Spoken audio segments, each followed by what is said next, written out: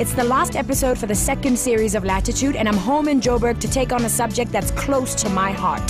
Johannesburg, Gauteng is a city that is driven by wealth and money. This is a town that you'll love if you have money and you'll hate it if you don't have money. It's a place that people come to make their dreams of wealth and success happen. And in the last 10 to 15 years, we've seen incredible numbers of black women making their dreams of success happen. I personally believe that the opportunities that exist for black women in South Africa right now are unparalleled anywhere else on the planet. If you are a sister who wants to succeed, this is the time and the place to do it.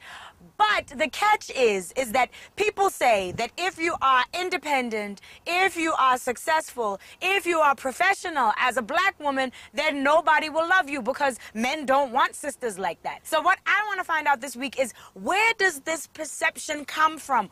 Why does it seem like men are intimidated by successful black women?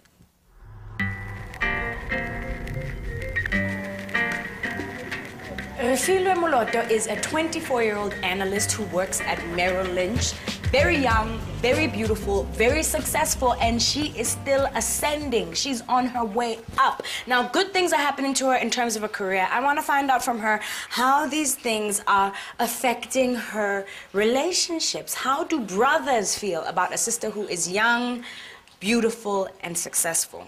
I hope I don't sound arrogant when I say this, but I think a lot of guys would love to be with someone who is driven, ambitious, and seems to be extremely confident. And they go in, all systems go. And after a while, confidence starts to come across as arrogance or talking back, God forbid. Some people may see it that way. The most patriarchal of guys may see it back. What have guys said to you? Have they said to you? I mean, I've been told. I've been told that I'm too loud and I've got too much to say and I'm too opinionated and I'm judgmental and I think I'm better and I'm arrogant and well, now what have they told you? I've never really had this. I haven't had strong personal experience of this.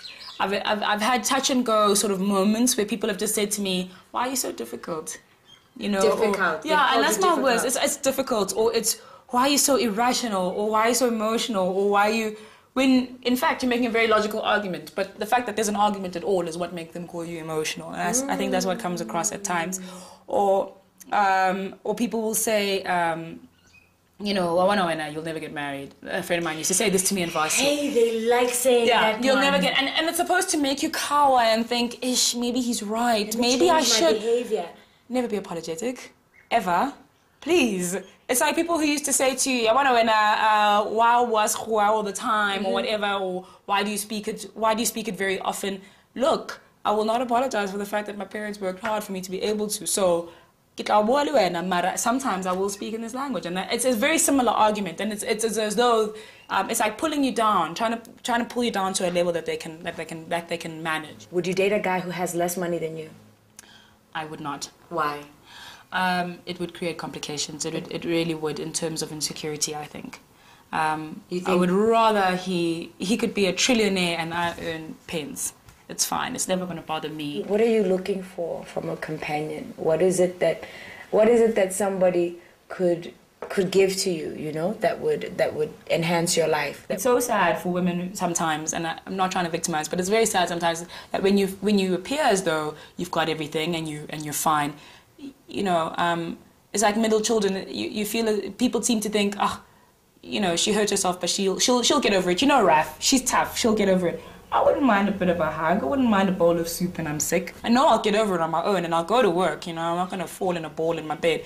But, you know, a little bit of TLC. Exactly, good. Nothing wrong with that. Yeah. And certainly an appreciation of the fact that there are certain priorities in my life at different stages in my life. And I'll make them very clear. I always do. My work is a priority at the moment. I'm right at the bottom of the corporate ladder, so there's a long way to go. So you need to allow me to make room for that. I could hear so much of myself in Refilwe. I mean, I could relate to all the things that people tell her, that she's loud and that she's difficult and that she's opinionated, and because she's like that, nobody will want her. No man wants to be challenged, you know? And I think that that's just a load of bull, you know? I think that there are men out there who are looking for women who are exactly like us, that we will find them, that we will get married, that we will have babies. At least I hope. Nkonzo Khanyile is a 24-year-old marketing student. Now, he and I have both come of age in a society where there's more access to opportunities for black women. I want to find out from him, as a young brother, how he feels about independent sisters and how he feels about being in a relationship with a woman who has more money than he does.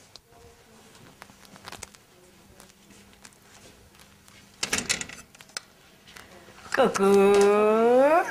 How are you? How are you? Good, thank you. Okay. Thank you for agreeing to speak to me. Pleasure. So this is where you work, this bright office? Yeah, this is where I work. Okay, okay, look at This is everything. colleague, yeah. Can we steal you for a few seconds and take a walk and talk? Yeah, pleasure. Yeah? Okay, okay, here we go. Right this way.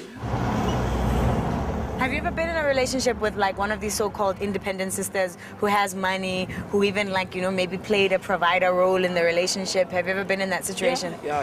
Yes, I have been in the situation. What was it like? At first it was okay. Yeah. You know, I mean, being supportive as per relationship supposed to be, you know, being a joint venture, being supportive. I mean, getting a new job and still at home, you see what I'm saying? And so you have to support her all the way.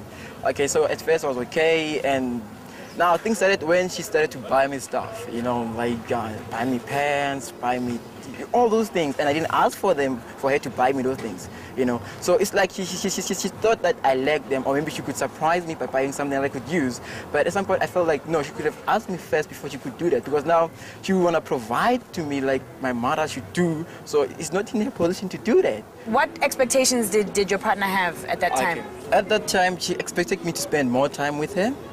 You know, like for instance, be there for her whenever she needed me, and we go out, you know what I'm saying? So I would have to do that at some point, because I feel like, I mean, that's the least that I could do for her in appreciation for what she's doing for me. How did those expectations make you feel as a man, you know? In a society where we've been conditioned to, you know, it's supposed to be the man. It's supposed to be the man that earns more money. It's supposed to be the man who petchanka the gifts, you know? Yeah. It's supposed to be the man who plays that role. And now here you are on the other side of it. How did it feel? It made me feel like I sort of owe her, you know, and it was very awkward.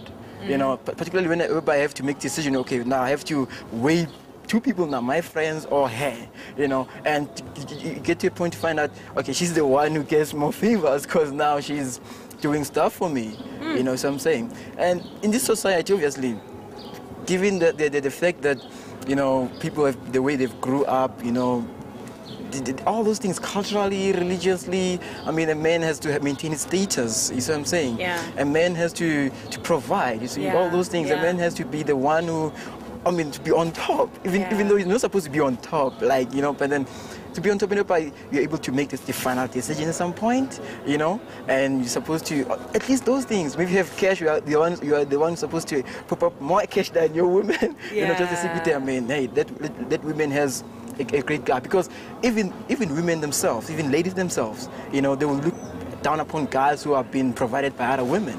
You know, they would go like, oh, learn about Peche, like, it's not a good guy. I mean, hey, you see what I'm saying? Nkonzo, thank you so much. Okay. I appreciate it. You did such a good job. It's Thank you.